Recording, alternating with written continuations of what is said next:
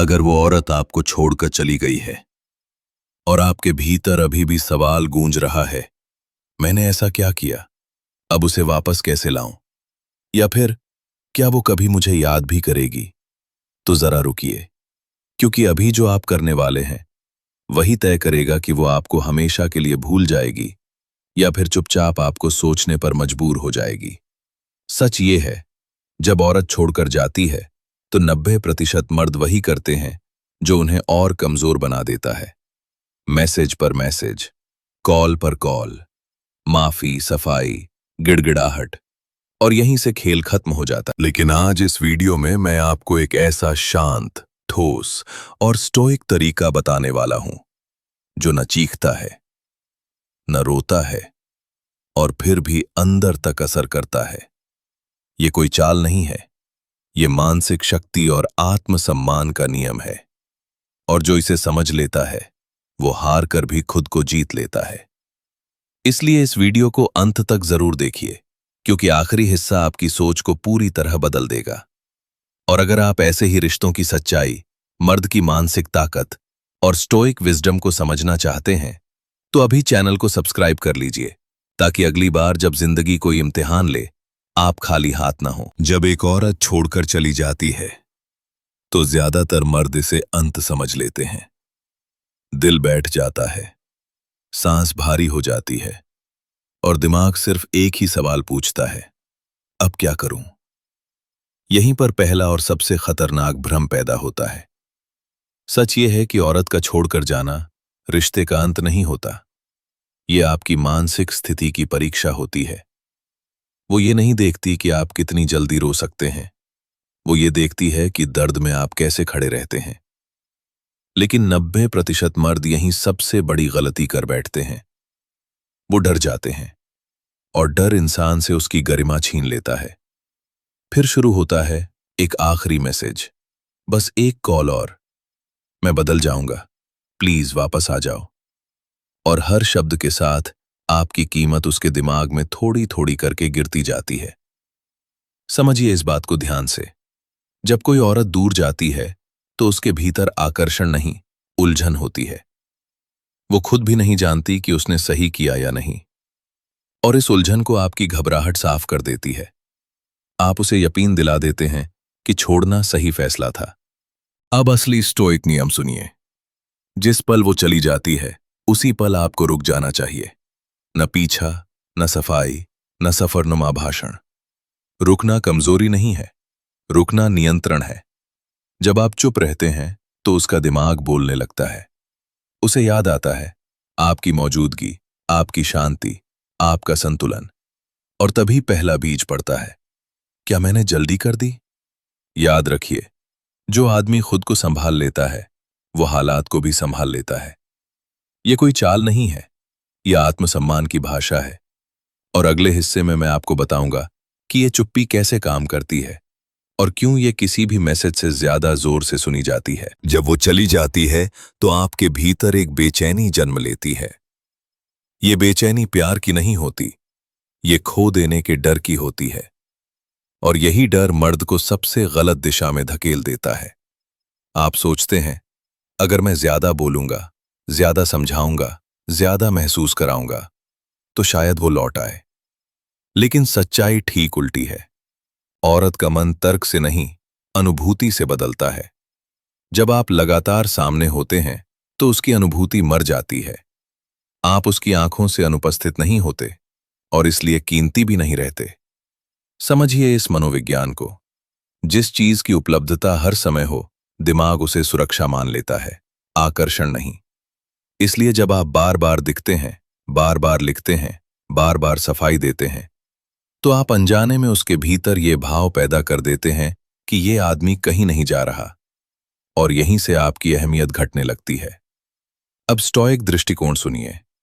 दूरी का मतलब गायब होना नहीं होता। दूरी का मतलब होता है अपने आप में लौट जाना। जब आप पीछे हटते हैं तो उसके दिमाग में खाली जगह बनती है, और इंसानी दिमाग खाली जगह बर्दाश्त नहीं कर पाता। वो उस जगह को यादों से भरता है।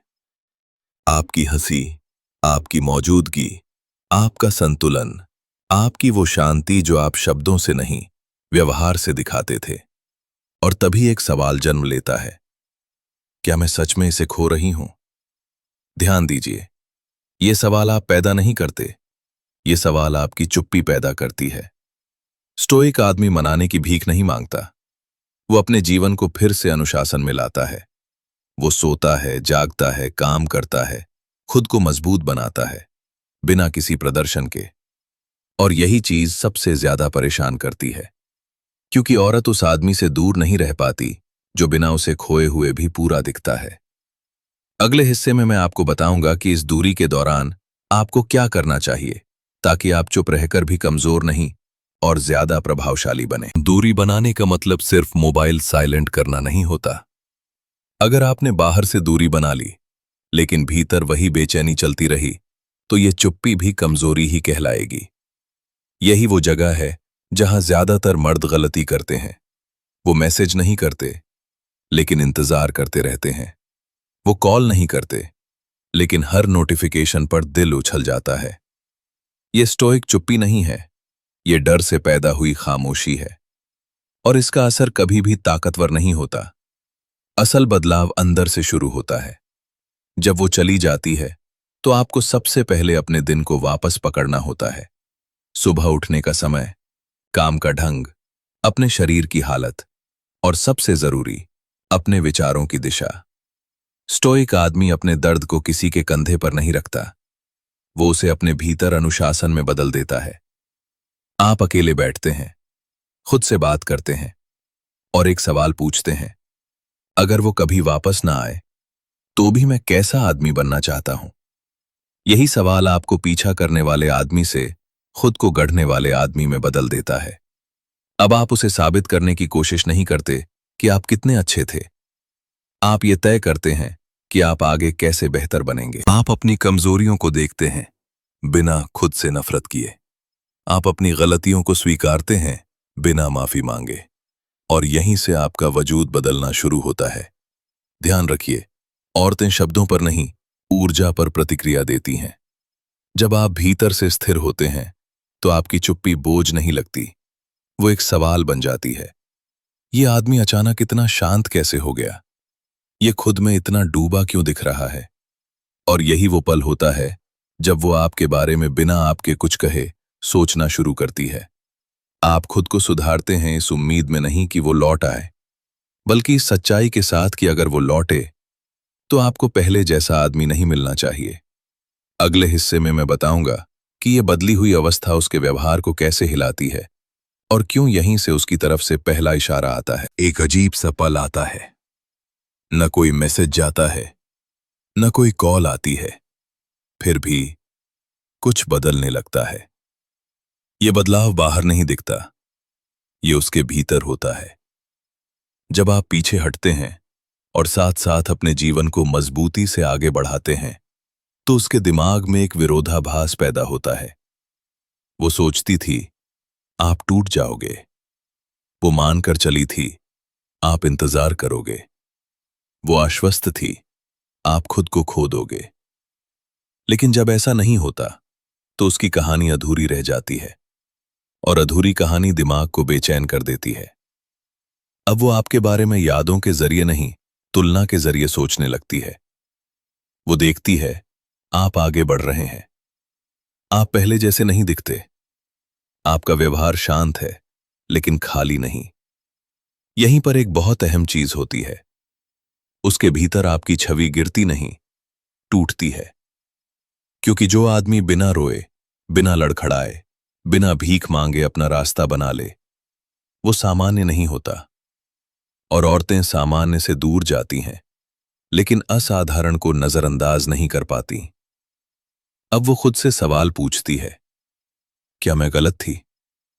क्या मैंने उसकी गहराई को कम आंका? क्या वो सच में इतना मजबूत था? ध्यान दीजिए, ये सवाल आपने पैदा नहीं किए, आपकी चुप्पी ने किए, आपके संतुलन ने किए, आपकी अनुपस्थिति ने किए। यहीं से उसका व्यवहार बदलता है। वो आपकी प्रोफाइल देखने लगती है, वो पुराने मैसेज पढ़ती है, वो बिना वजह आपके नाम पर रुक जाती है। यह आकर्षण नहीं है, ये अनिश्चितता है। और अनिश्चितता आकर्षण से ज्यादा ताकतवर होती है। स्टोइक आदमी इस मोड़ पर खुश नहीं होता, वो उत्साहित नहीं होता, वो बस अपने रास्ते पर चलता रहता है, क्योंकि उसे पता होता है अगर वो इस बदलाव को दिखाने लगेगा तो जादू टूट जाएगा। अगले हिस्से में मैं बताऊंगा कि अगर वो खुद संपर्क करे तो आपको कैसे प्रतिक्रिया देनी चाहिए, ताकि आप फिर से वही गलती न दोहराएं जो पहले कर चुके हैं। जिस पल आप सबसे कम उम्मीद करते हैं, उसी पल उसका नाम आपकी स्क्रीन पर चमकता है। न कोई लंबा मैसेज, न कोई भावुक शब्द, बस एक साधारण सा संकेत, कैसे हो, या फिर कोई पुरानी बात का जिक्र। यही वो पल है जहां ज्यादातर मर्द फिर से वही गलती दोहराते हैं जिसने उन्हें यहां तक पहुंचाया था। उत्साह में जवाब, तुरंत उपलब्धता और अंदर छुपा हुआ डर, अगर अब सही नहीं किया तो ये मौका भी चला जाएगा। लेकिन स्टोइक आदमी इस पल को इम्तिहान की तरह देखता है, तोहफे की तरह नहीं, क्योंकि ये संदेश वापसी का वादा नहीं है, ये सिर्फ एक जांच है। वो देखना चाहती है आप अब भी वहीं खड़े हैं या नहीं। यहीं आपको अपनी बदली हुई अवस्था बर्बाद नहीं करनी है। आप जवाब देते हैं लेकिन तुरंत नहीं, आप बात करते हैं लेकिन गहराई में नहीं, आप शालीन रहते हैं लेकिन उपलब्ध नहीं, आप उसका दरवाजा नहीं खोलते, आप ये नहीं बताते कि आप उसे कितना मिस करते हैं, आप ये नहीं पूछते कि वो क्यों गई थी। क्योंकि स्टोइक आदमी बीते हुए कल को सफाई देकर नहीं जगाता, वो वर्तमान में खड़ा रहता है। अब एक और अहम बात समझिए, अगर वो सच में लौटना चाहती है तो उसे आपके पास आने देना होगा। आप रास्ता नहीं दिखाते, आप दरवाजा नहीं खोलते, आप बस अपने भीतर की शांति को बनाए रखते हैं, और यही शांति उसे बेचैन करती है। वो महसूस करती है आप अब उसे पाने के लिए अपने सम्मान का सौदा नहीं करेंगे, और यहीं से आपकी स्थिति बदल जाती है। अब आप विकल्प नहीं होते, आप चयन बन जाते हैं। अगर वो आगे बढ़ती है तो आप देखते हैं, अगर वो रुकती है तो आप चलते रहते हैं, क्योंकि इस स्तर पर आप उसे वापस पाने की कोशिश नहीं कर रहे होते, आप सिर्फ ये देख रहे होते हैं कि क्या वो आपकी बदली हुई जिंदगी में फिट होती है या नहीं।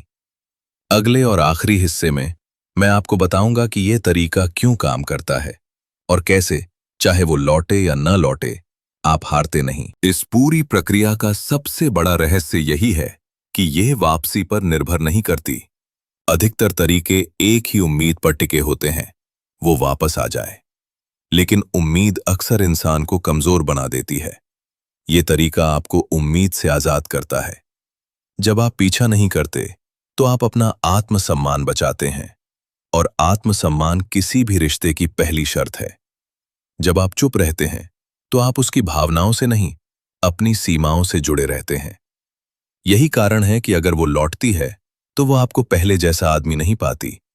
वो ऐसे आदमी को देखती है जो अपनी जगह पर खड़ा है, जो भावनाओं में नहीं बहता, जो दर्द में भी अपने केंद्र से नहीं हिलता। और यह स्थिति किसी भी आकर्षण से कई गुना ज्यादा गहरी होती है। लेकिन अगर वो ना लौटे तब भी आप नहीं टूटते, क्योंकि आपने अपनी पहचान किसी और के निर्णय पर नहीं रखी थी।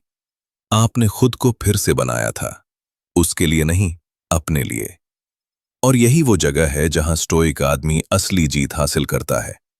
वो जान लेता है कि किसी के चले जाने से उसकी कीमत कम नहीं होती, बल्कि कई बार वो कीमत तब दिखती है जब कोई उसे छोड़ देता है। याद रखिए, जो आदमी अपनी शांति बचा लेता है वो सब कुछ जीत लेता है। वो रिश्ते भी जीत सकता है, वो खुद को भी। और यही कारण है कि यह तरीका काम करता है। इसलिए नहीं कि वो लौट आए, बल्कि इसलिए कि आप फिर कभी खुद से दूर न जाएं।